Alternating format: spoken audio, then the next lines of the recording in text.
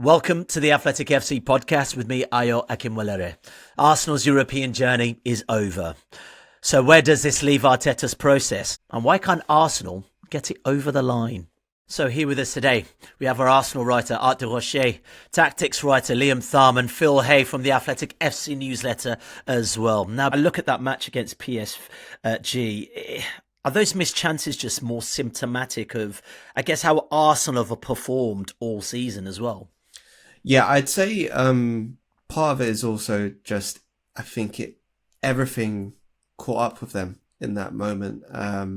When we look at how their season has gone, it's not just been about, I guess, not having a striker to put away those chances, but it's been about the injuries that they've suffered throughout the campaign.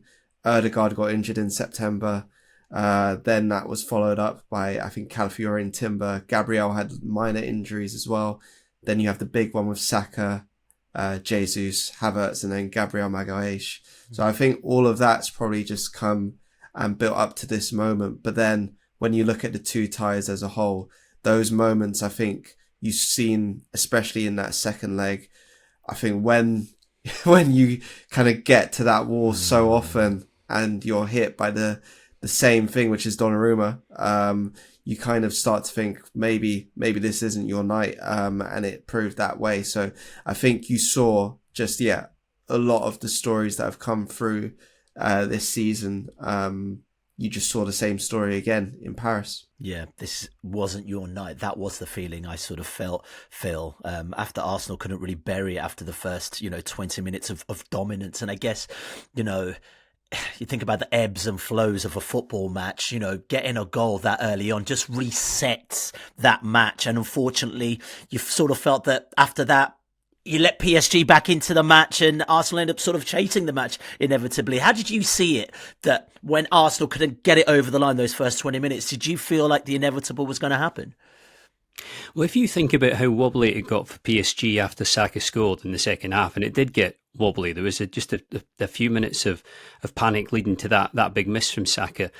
It's not difficult to imagine how tense the evening in the stadium might have become if Arsenal had drawn first blood. And that initial 20-minute onslaught could have turned the game on its head quite easy. Fabian Ruiz's goal was pivotal. I mean, obviously it was. But the early spell of blood and thunder was Arsenal's time. And I think Donnarumma's save from Martin Odegaard was the one, really. That shifted things from Arsenal could easily be level on aggregate to Arsenal really should be level on aggregate. And it allowed for a momentum shift, which I think PSG needed at that point. They needed it to shift because they hadn't started well. PSG were always going to score at some stage, I felt. The counter-attacking is just too good and the killer instinct's just too sharp up front. They're almost impossible to resist unless you've got a good bit of luck along with some really top defending. But while the first goal hurt, I do think that the biggest setback for Arteta was the fact that in that first 10, 20 minutes, they failed to crack PSG. Because I thought Arsenal played well over both legs, and I'd go as far as to say that I thought they were the better team on the night last night. PSG played a bit of football, if that makes sense. When they find their rhythm, they do look sensational in a way that Arsenal don't. But Arsenal had enough for the semi to win it. So without saying that the wrong team won, I did think it was quite marginal. There's the issue for Arteta. When it really matters, Arsenal don't get it done, and it seems to happen time and time again. And I do sympathise when I consider the lineup that he had to go with in Paris yesterday. But 5 years without a trophy, or a significant trophy, is counting against him. Yeah, it's huge. And we'll talk about that a little later on. But Liam, let's give PSG their flowers. Premier League slayers, Aston Villa, Liverpool, Man City, Arsenal now. I mean, they've been really phenomenal and have grown through this tournament. Now, you've looked at them from a tactical perspective. Phil talks about their counter-attack. Phil talks about their laser-sharp finishing. Ruthlessness, some might even say. What have you noticed about them, and what has made them so good as they've built through this tournament? Sure. I think they've had some real variety to their game as individuals and as a collective. Luis Enrique's coached them into one of the best high-pressing teams in Europe this season, and we saw quite a bit of that actually in the first leg and elsewhere in the knockout rounds, Liverpool especially. I think that first leg in Paris, we saw that.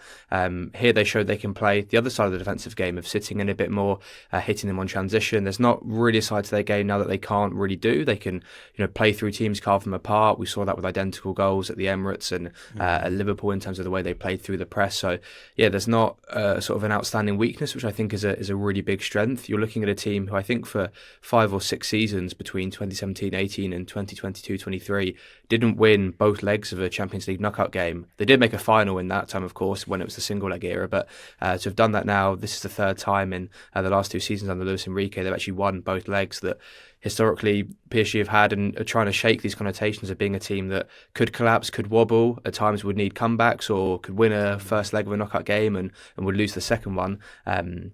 And they've then become really good at actually starting games really well. It wasn't something they did for a long time under Luis Enrique. They had a lot of possession but would struggle to break teams down. They've got really good now at starting games fast, scoring early on. I think their first 3 shots in Paris on Wednesday night were Kvaratskhelia hitting the post on sort of that far post curler. Doué got in on a counter-attack and had a shot that went straight at Raya, and then Fabien Ruiz had the shot that went in with a slight deflection. So they've become really good, and I think once they do get into that winning position, they're really good then at controlling games either with the ball or sort of through pressing or sitting a little bit deeper.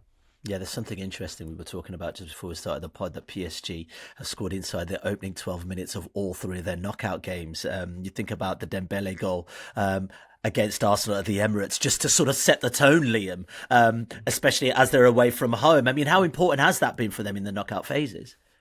Yeah, I think that's been huge. I think it was I worked out the first 19 Champions League games under Luis Enrique. So from the start of last season up until they played Manchester City at home in the league phase, I think they had 13 first halves where they didn't score. And that City game, of course, was another one where they were so dominant and then went 2-0 down and needed a big comeback job. And you think, okay, you can do that once or twice, perhaps in a Champions League season. And they had that at Anfield where you say, look, you can get one where maybe once or twice you win ugly. But for the most part, champions or competition winners are so good because they can actually hit teams early on, and obviously with Dembele being the one that scored a couple of those goals that you mentioned, a big part of that has been not just overhauling the system but finding a way that individuals work in that team. So he's been retrained from a winger to a number 9 and is having a phenomenal scoring season. Numbers that he's never even come close to hitting. He's been so clinical. They found balance in the midfield too. Last season Manuel Ugarte was in midfield and got dropped in the knockout rounds. Fabien Ruiz came in. I think he's the unsung hero really of this team. Perhaps was for Spain as well at the Euros, where adds so much physicality. He's a left footer in there, can be the guy that drops in, runs beyond, plays some really nice passes. Vitinha and I think Jean Neves are so athletic and so good in the counter press, so stylish to watch. But I think having that balance in midfield is what kind of makes that team really tick. Okay, great attacking, great counter-attacking, Phil, but we have to talk about Gianluigi Donnarumma. I mean, he's faced his criticism, and I think we've even said it on this podcast. He's not that great with his feet, but just like Jan Sommer, some unbelievable saves over the last 2 legs. Well, aside from anything else, the guy's massive. I mean, yes. he's huge. And I found myself thinking last night, was anybody more born to be a goalkeeper than Donnarumma? Probably not. It must become quite psychological playing against him as well. He's got this ridiculous reach, enormous wingspan with those arms. And he's pretty much crammed a season's worth of world-class saves into 2 legs of a semi-final, or certainly into 1 knockout stage of the Champions League. I actually thought it was quite harsh pinning the defeat to Dortmund on him last season. I've seen far worse goalkeeping debacles than that, and I accept that he does make a few errors, but his big game mentality seems to be pretty fabulous. He sort of epitomises the shift at PSG from the Galactico era, if you want to call it that, to the creation of an actual team and an actual unit.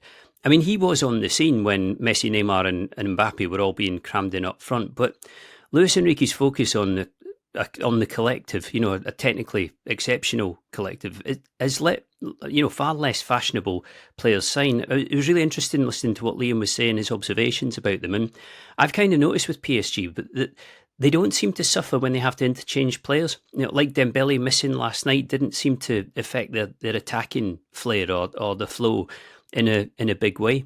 Hakimi is just becoming the quintessential right back. Dembele seems to have found it far easier to breathe without the shadow of somebody like Mbappe hanging over him.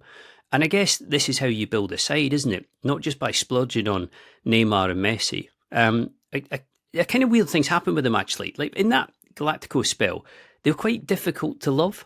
as a club. There was the extreme Qatari wealth behind them, and they were kind of flaunting it with some of the signings that they were making, Neymar in particular, but Messi as well. This side, I was saying in the newsletter this morning, they were the kind of side that appealed to the sort of people who like shiny things. But this team is kind of everything you want from a lineup. They're technically brilliant. This is a really interesting one. I didn't even realise this stat until we were doing this podcast. It's now 4 two-legged semi-finals under Mikel Arteta, in which Arsenal have failed to progress. And Declan Rice spoke about having big balls. After Arsenal lost that match against PSG, I was thinking about the process, and I was just thinking if I could put myself in the shoes of a football player, especially young ones who are hungry and want success. When you don't see a fruit to that, how much can you trust in the process? Look at Marquinhos, right?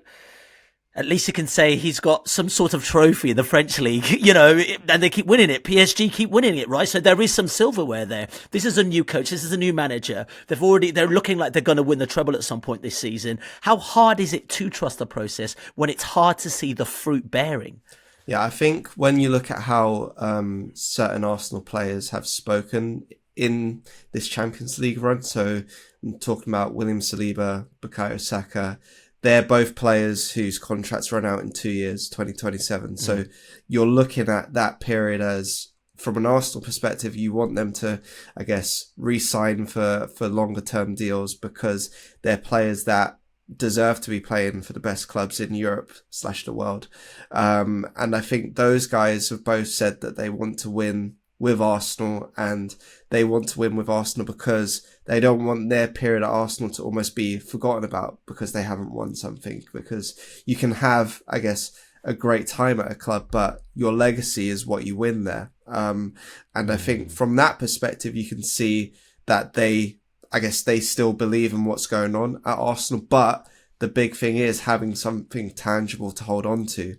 Memories that aren't just, that one night against Real Madrid, but actually you can, I guess, have the weight of a medal in your hand and say, we as a group went and won that together. So I think the longer that feeling of being second or just being the bridesmaid goes on, it probably would become a bit easier to look elsewhere. But I think the fact that there is a strong group of those guys that have grown together, I think when you look at the squad, a lot of them were signed around the same time or broke through at the same time. So around 2020, 2021, I think that should hopefully help, I guess, Arteta and Arsenal as a club keep a lot of them because they have, I guess, been on this journey together.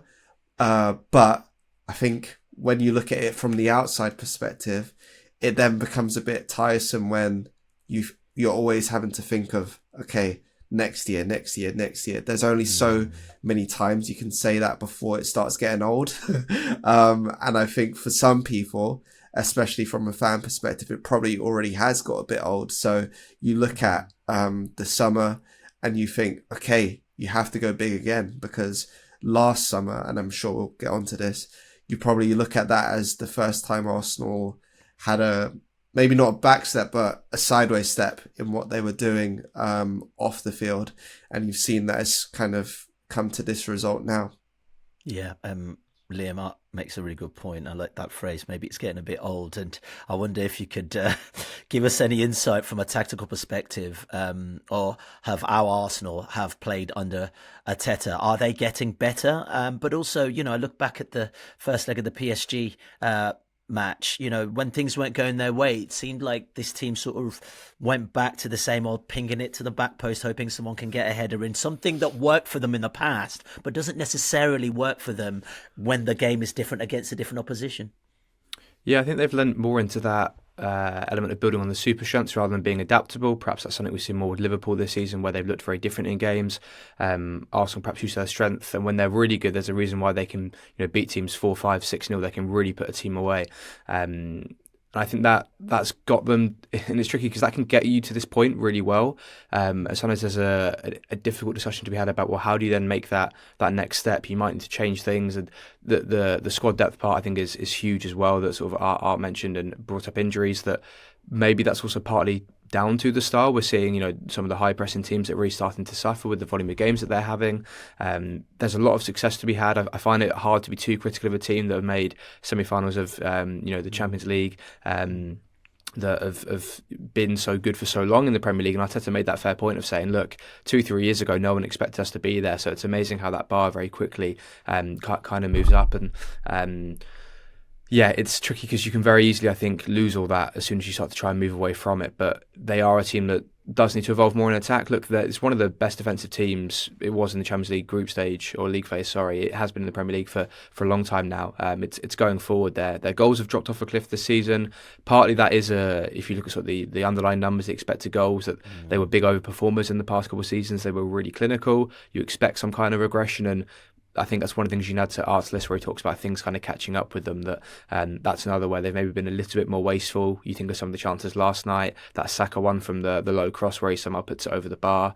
Games can, they are made on those moments, can change very quickly. Yeah, what did you make of Thomas Partey's throwing game yesterday? I mean, it was, 11 long throws against PSG? Yeah. Right at the top end. Of course, it frazzles them because they're not expecting it. Very quickly, it becomes very predictable. It's right. I mean, look, I think there's a lot of value in that. Arsenal was such an aerially dominant team. PSG generally not, apart from their sort of two centre-backs. You're looking at maybe Fabio Maurice in midfield. They've got some height out wide in the wingers who are a bit tall, but they're not as aerially stacked as Arsenal. So it made a lot of sense. But as you mentioned, they kind of realised it very quickly. Ironically, we're speaking about Donnarumma earlier on. For someone that big, he tends to not command his box too well. So I think you can get away with more of those against PSG, even though they were kind of losing the first contacts. There was, I think, Martinelli where he landed on one and shot just wide. You can get those chances kind of on the second phase. And then obviously Arsenal themselves conceded the opening goal from clearing a wide free kick and then not picking up the second ball.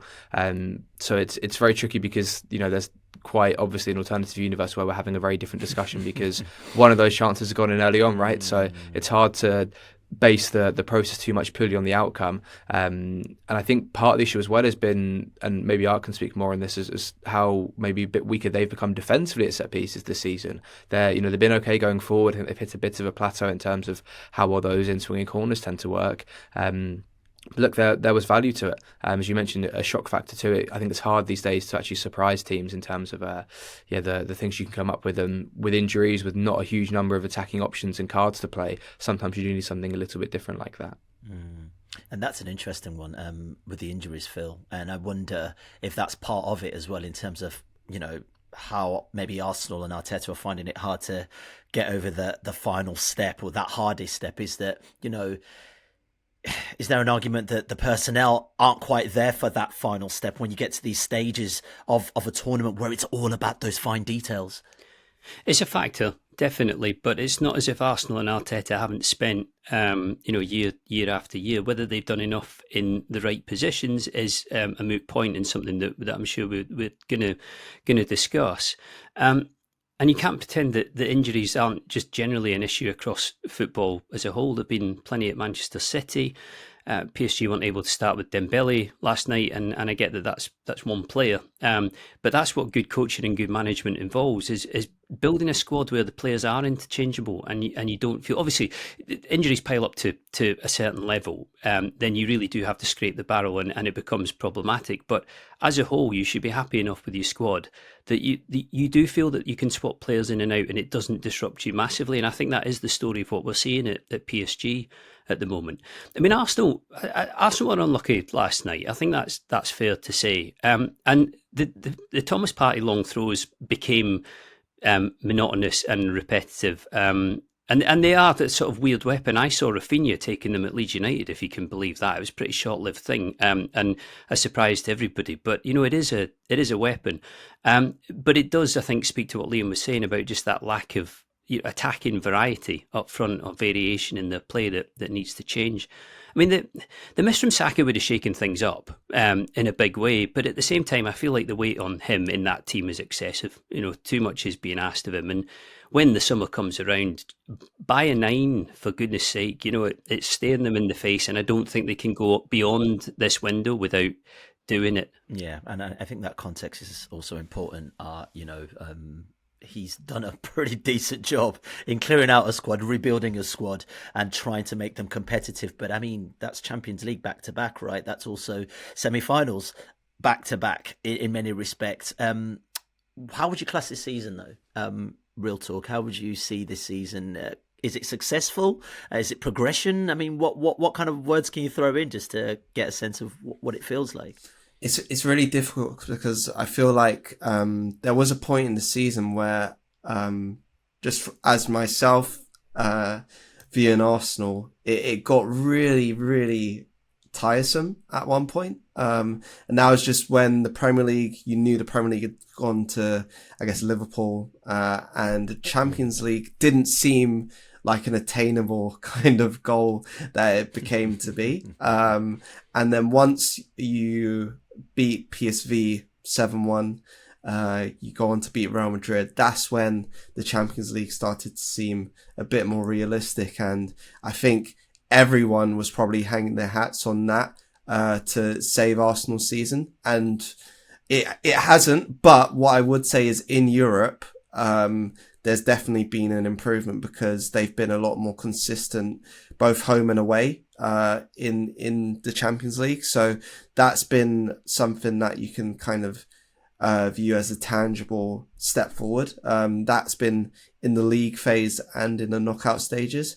But then in the league, I think it's another sideways step, as I said earlier. I wouldn't call it a real improvement, and that's just because that they haven't been able to capitalize when, say, Liverpool drop points, they drop points. And they haven't found any real consistency in, I guess, the way they've been able to attack in the league, and that's really cost them.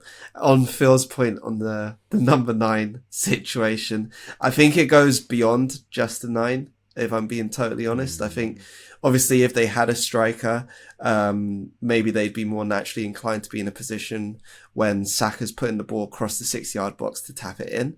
But then I also feel like when you look at how a squad's built, and you look at PSG, if you look at their front line, the type of players that are in there, I think are so almost opposite to what Arsenal have and what a lot of English teams have in general because of the technical talent. And I spoke to Liam about this before, like on a phone call. But when you look at Doué and Dembele and then Rafinha at Barcelona, they all come through Rennes in France in Ligue 1, where I think there's a heavy emphasis on 1v1 dribbling, and Arsenal and I think teams in England in general don't really thrive off that. And I think that's something that I guess the Premier League can learn from the French league, having more players that have that ability to actually beat their man 1v1, but then also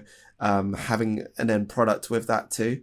And I think you just saw the gulf in the type of player that thrives on the continent compared to in England. And I think that's something where not just Arsenal, but English teams in general can take a real step forward. Right, next, let's see what the Gunners need to add to their arsenal in order to take that final step. Right, Phil, I want to revisit this number 9 thing because obviously Arsenal definitely have a big summer ahead of them. You know, with Art's point in tow, you know, look at a team like PSG. I mean, they don't play with a natural number 9. Do you think that is the solution to change Arsenal's fortunes? A number 9, and if dare I say it, whichever number 9 they get, I mean, what kind of pressure is going to be on their shoulders too?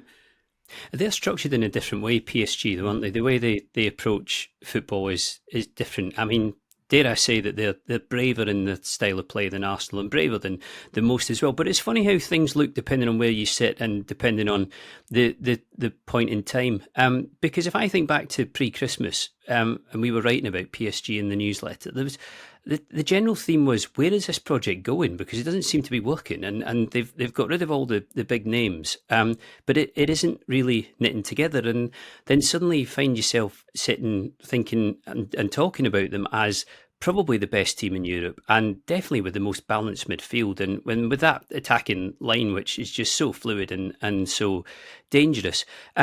So whether Arsenal really need what they've got is is probably not the case because Arteta is going about this differently. But I do think that they need a 9. I also think from Arteta's point of view, the whole thing about the process. The process is something that leads to a finishing point, isn't it? And he's used that phrase as a way of buying patience, which is fair enough. But what he was effectively doing was promising a pot of gold at the end of the rainbow, and they haven't found it yet. And he's been around for a long time. It's not going to be Alexander Isak in the summer, because even if Newcastle had a price that they would name for him, it's going to be too expensive. The money just isn't going to be there to do it. But somebody like Benjamin Sesko or Victor Gyökeres over at Sporting in Portugal, they do have to make something happen. It's not the solution to everything, but a prime European goal scorer would cover a base which I think needs covering and which has needed covering for a little while. Dembele has 9 goals for Champions League goals for PSG this season. Saka has 6 for Arsenal. But that's coming from a position out wide. Beyond that, you're talking Havertz with 4, and I think that does tell you something. Yeah, for sure. Let's look at Arsenal's work last summer, and Phil's right, actually. Narrative could be interesting. Imagine if Arsenal ended up winning the Premier League this season with the squad that they've got and all potentially going to the final of the Champions League. Then you're saying it's genius. Kai Havertz is fit. Oh, he's banged in 7 or 8 goals in the Champions League. Wow. But how do you think, if we look back now, what do you think of the business Arsenal did last summer? Did they need that extra midfielder? Did Calafiori need to be in the squad? Yeah, so looking back, I still think they needed a midfielder. Again, it just comes down to the type of midfielder that you want. And I think for myself was creativity, because that's what I was getting at before the break, basically. Players who can create something out of nothing. That's not what Arsenal have enough of. And when you're looking in those forward areas, they are very reliant on Bukayo Saka to do that. But after him, where's that player? It's not very obvious. And I think the player that became that was Ethan Nwaneri when Saka was injured. That was off the right wing, which isn't his preferred position. And then I think when you look at Saka getting injured, when your only, cover is an 18-year-old playing out of position, that's not the, position as a club that you want to be in. So I think you're probably looking at, say, when you look at the summer, I think maybe different profile of midfielder, because Mourinho's best football this season has come as a 9, which wasn't expected. And then also, and not just myself, but other people who are familiar with Arsenal have been calling for, wide cover for Saka for years. So it's not something that surprised people. Could I ask a quick question here of both you and Liam, Art? What are you guys making of Odegaard at the moment? So for me, he just strikes as someone who's thinking too much. And I said that last week after the first leg. It seems whenever he gets the ball, he's kind of tried to think 2-3 steps ahead. And you can't really do that when you're in a game that's as fast paced as a Champions League semi-final. And that's when you see moments where it just seems like he looks a bit lost. So for me, it just seems like he's not really in flow as he was last season. When you look at all his football from last season, it was just so much more free and fluid. There are moments in the first leg and actually in the second leg where he gets the ball off Bukayo Saka, and in your own head, after watching him for 3, 4, 5 years, you're just expecting that return ball to Saka in behind, and it doesn't come, and it's so jarring to see. So yeah, for me, it just seems like someone who is playing while they're not really in their groove, and you're hoping that the summer's kind of a natural reset button for him, because it's been a season to forget for him, really. Yeah, there was a moment last night where he cut in from the right-hand side and had about 2 or 3 touches where you think, oh, there's an angle on to shoot here. You could really have a go, and he ended up playing it out sort of wide to the left. I think that's one of the big issues where you're talking about sort of Arsenal needing a 9 or not. to use a different term, they need a goal scorer, really, is what they need. They're one of the only teams in the Premier League that haven't got a player on double digits. So Havertz is still top scorer on 9. The next lowest team to not have a double digits goal scorer is Everton, way down, obviously, and in the bottom half. And it's all the teams lower down. And even when they were sort of title challenging, Arsenal had a real range of scorers, lots of players chipping in. Odegaard was joint top scorer with Martinelli a couple of seasons ago. So I think he's an example of perhaps those right side dynamics really suffering a bit this season. You think about the old Odegaard, Ben White, Saka sort of triangles where White would get on the overlap, and suddenly you've got that sort of combination that I think you get the injuries. And something I know Jordan mentioned to me earlier this season was, it's not just having the injuries, but they've often then had players in secondary or sort of tertiary positions or roles, and then the impact is you don't really get that first choice combination all playing the same way they want to on the pitch at the same time, even if sort of most of them are sort of starting. So I think as Art's saying, sometimes even just by getting depth or rotation options in for someone like Saka, you can actually improve him as a player because he's not having to play sort of every single week. You can rotate a bit more, and even then the benefit hopefully of competition to push a player on even further. Yeah, sure. All right, gents, let's leave it there. Let's leave the Arsenal fans to lick their wounds, me included. Art, Liam and Phil, thanks so much for your insight. And also thank you guys for watching. Don't forget to like and subscribe to the channel if you haven't already, and leave us a cheeky comment as well. That's it from us. We're back soon. If you want to watch more episodes of the show, please subscribe to the channel. We'll be joined by the likes of David Ornstein, Matt Slater, Adam Crafton, Carl Anker, and plenty more through the season. If you'd like to listen to the episodes in full in audio form, search The Athletic FC wherever you get your podcasts from.